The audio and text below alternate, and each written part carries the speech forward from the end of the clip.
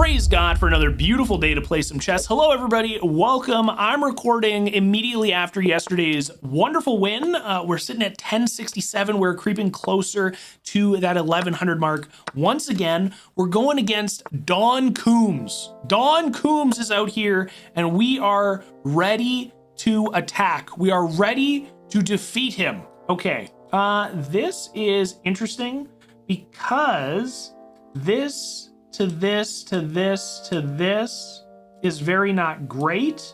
This to this to this is pretty good. This to this to this is also okay, I think. I don't actually know if I'm supposed to develop this knight when this attack happens, but now we do have the opportunity to play h6, kicking this bishop out.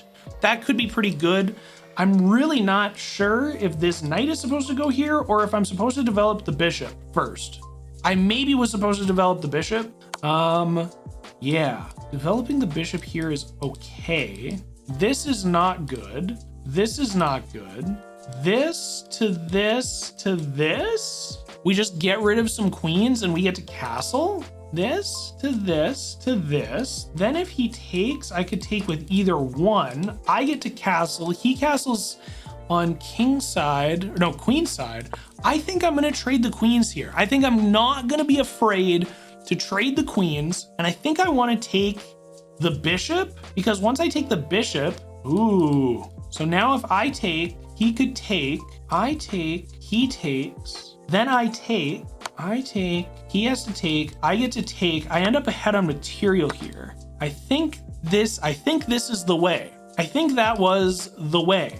I can attack, he attacks, I get to trade, then I still get to castle. Because if I do this and he does this, I take, putting him into check. So now we just want to trade. We're ahead on material. We just want to simplify stuff now. I think that makes a lot of sense. He can try to attack, but we want to trade.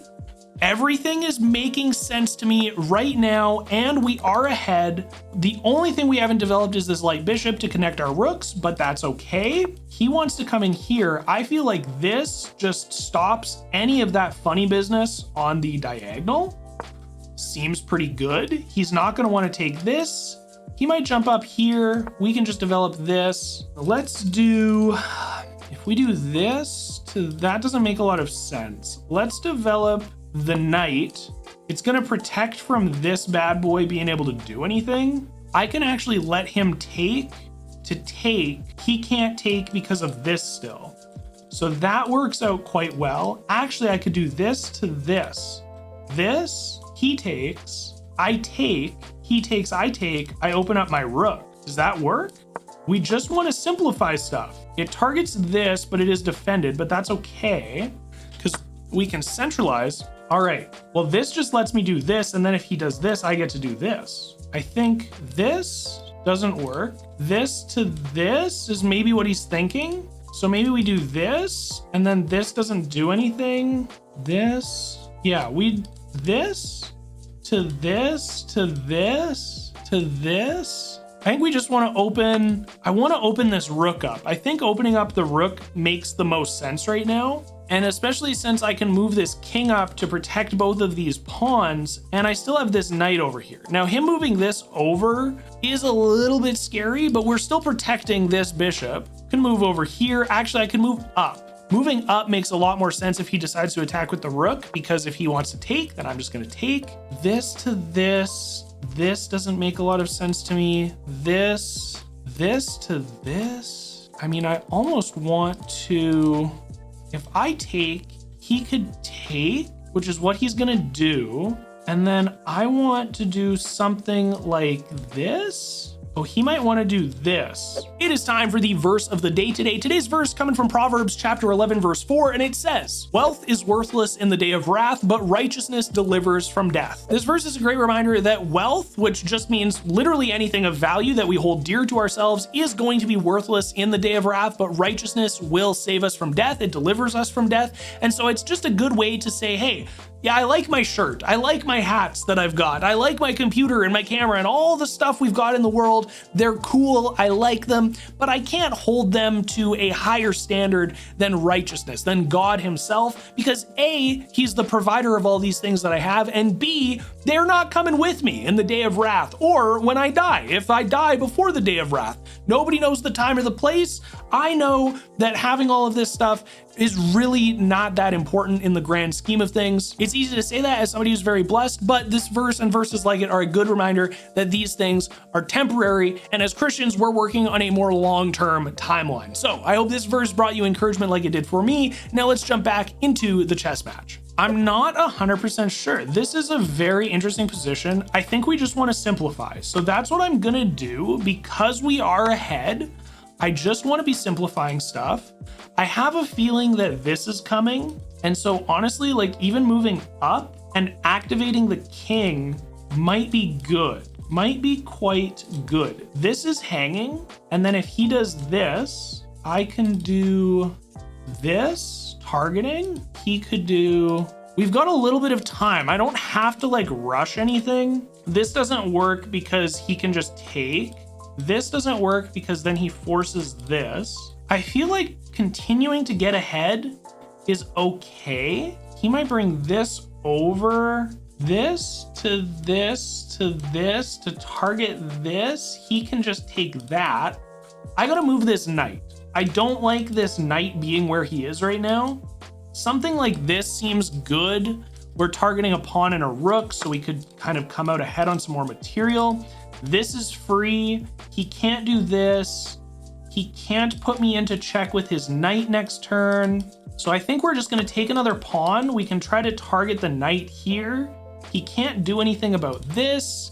He could bring this over here. And if he does that, okay, so yeah, he wants to this to this to this. What do I want to do? Well, this is just check and he has to move here. And then I can do this, puts him into check. Then I do this, puts him into check again. He could move here. I'm just gonna put you into check because it's gonna force him to move. Then I put him into check here and he can't move here. He could move here. If he moves here, I can put him into check again.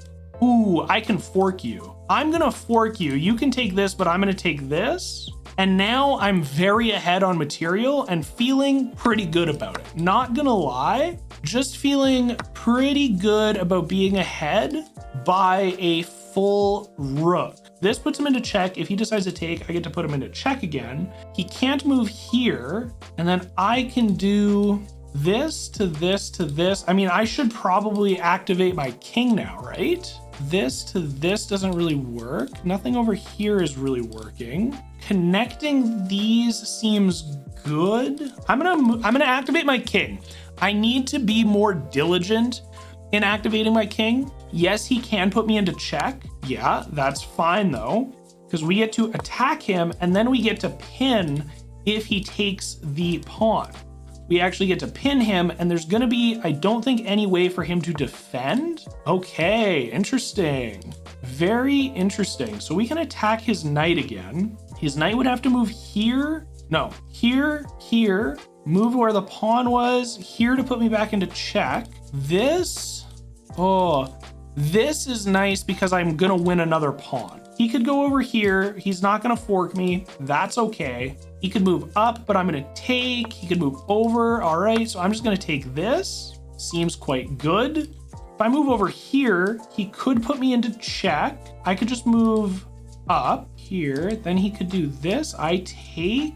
He takes, I take. Here, he can't put me back into check with his knight. One of the things I'm trying to do is really focus on not letting knights put me back into check. If I go over here and he does this, I can push up. He's gonna do this and I can push up. We're just like kind of getting closer to his king, which I think is actually a pretty okay idea. I'm gonna attack him here. As soon as he moves, I can just run away. Okay, so I get to put you into check now. He can try to block it, but that isn't gonna work. I'm gonna put you into check again. Gonna put you into check again. He cannot move anywhere over here. He's gonna do that. I'm just gonna take another free piece, I think, because he could threaten me, but I think just keeping these pieces is gonna be pretty good, guys. I think taking some pieces is just quite good. I can't move my king down, but I can move my king up.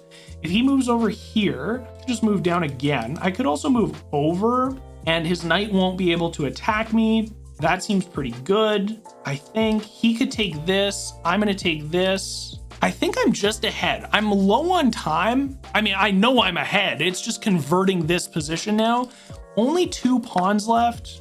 We're just gonna do this. We have an opportunity to put him back into check. We can kind of hunt these last couple of pawns down. I think that'll be good. Got to get this pawn passed and kind of moving up. So let's put you into, I mean, if I attack him here, goes here, here, here, here, here. I think we're just gonna put you into check. He can't move this direction. He can move up here. And then we can attack this. I think we're good, guys. I think we're doing pretty okay. We're on black, so he could maybe target my king, but he's too far away. So he either gives up a knight or he's gonna let me march this pawn up with a rook. So we're gonna target this knight again. Gonna target the knight again. Seems pretty okay. Seems pretty all right. If we do this, he would go. So if we do this, he can't retarget me, and then we can win this pawn because he's gonna jump down here, and that's okay. He wants this, but we're gonna get rid of this. Yeah. So we're gonna just get rid of this, and now I think we'll be able to keep putting him into check or get him to at least like move a bit. Maybe even get a bit of a fork on him or something. This could be, okay, just a second. This to this to this, and then we just run this up, right? Oh, we just do this now. We just have to do this now, right? If he does this, we just move over. If we do this, we just move over. He takes this, but then we get to make his little box a bit smaller. I don't know if we're gonna convert this, but I'm sure gonna try. I'm sure gonna try. I think this works, and then we get, or this to, I always forget how to make the box smaller. That's the problem. I think we go here, and then it's hard to do when there's a rook and a knight. I'm gonna do this. He can't really put me into check, like he kind of can. I might end up losing this just because I'm really bad at these like 4-piece endgames. If I go here, that doesn't work. I have to do this, then I have to do, no, I just lose. Now I just lose. I hate it here, dude. I just hate it here. He just does this and he wins. Oh, he didn't do it. Wait a minute, he didn't do it. I have to move this all the way over here. I have 38 seconds. If I can get my king close enough that he's, well, now this is, oh, I'm so close. I'm literally a move away. This is mate. This to this, then this. I'm 1 move away, guys. I'm 1 move away from mating him. It's so close. I have to try? I don't know. We might get like a 50 move game where nothing happens for 50 moves. I could also actually draw. I could try to draw here to here. I can kind of maybe force a draw. This. Oh, he just forks it. He just forks it. Dang it. Why did I do this? Why did I let it happen? Why did I let it happen this way? No, it's horrible. It's terrible. I hate it here. Okay, I don't know if he's gonna be able to figure it out though. I've just got to move all my pieces very quickly. All my pieces, my king by himself, by his lonesome. Is he gonna be able to figure it out though? Like maybe not. I mean, if we're just out here vibing. Okay. Where I might be able to get 50 moves out of this guy. Not gonna lie. Come on, baby. No! I hate chess so much when that happens, dude. What did I don't know how I needed to convert that differently. Oh my gosh, I had 11 blunders. What? I had 11 blunders? Oh my gosh. It's the worst game I've ever played in my entire life. Okay. The opening is good. I was supposed to not move the knight, not trade the queen. This was a blunder. Interesting. Okay, so we did win the knight. We're ahead on material. Like, this opening actually ended up working out pretty okay. All of this is like very okay. We were not supposed to take that. We were supposed to threaten the knight. Supposed to threaten the knight. Okay. Putting him into check is good. This is a blunder. We're losing a knight. There was only one good move, and I should have done this. So if this happens, then what? I put him into check. He moves up. I take this, threatening this. He moves over. I go here because he can't take. I am floored. Okay, so we need to go back to here. So this is a blunder. This is blunder number 1. We have 10 more blunders that I made. Okay, this was bad. This was fine. He takes, I win the rook. He takes back. This is a blunder because it's going to cost me a pawn. He should have come back down. That was good. He should have forked that. Win a rook through a fork. He did not fork me. So that's good. He actually had a fork, which is not good. I shouldn't have let that happen. So that was blunder. Wait, that was blunder number 3, because this was blunder number 2. Blunder number 3, he did not capitalize. These are good moves. Blunder, blunder number 4. Okay, he takes, moves up. We put him into check and pick up a free pawn. We did that. He check. Oh yeah, why did I not do that? That just would have made so much more sense. And then when he does do this, we just scoot up here. He does this, we just scoot back. He could come down. We could go up over here probably. I don't know why the evaluation always does this, where it's like, just keep going back and forth forever and then draw. Okay, not great. This, that was good. This was good. That was fine. Blunder. Win a rook by revealing check. Yes, I don't know why. You know what I was thinking? I was thinking, oh my gosh, okay, wait a second, hold up. So we go from absolutely crushing to equal. We're basically in a draw situation. My idea was this: he's not gonna do this, so that when I do this, then he's gonna go somewhere else. I thought he was gonna go up here to get away from me. I didn't realize he had the attack on the rook, which is just a dumb mistake on my part. And then I was gonna be able to reveal check on him. This was all fine. This is okay. In this position, I'm supposed to move here. So if this happens, I move over. He moves over. I'm confused on this, but it's just even. Like, it's just a draw scenario. Then this is another blunder when opponent win through a skewer. He didn't see it. He went after the other pawn.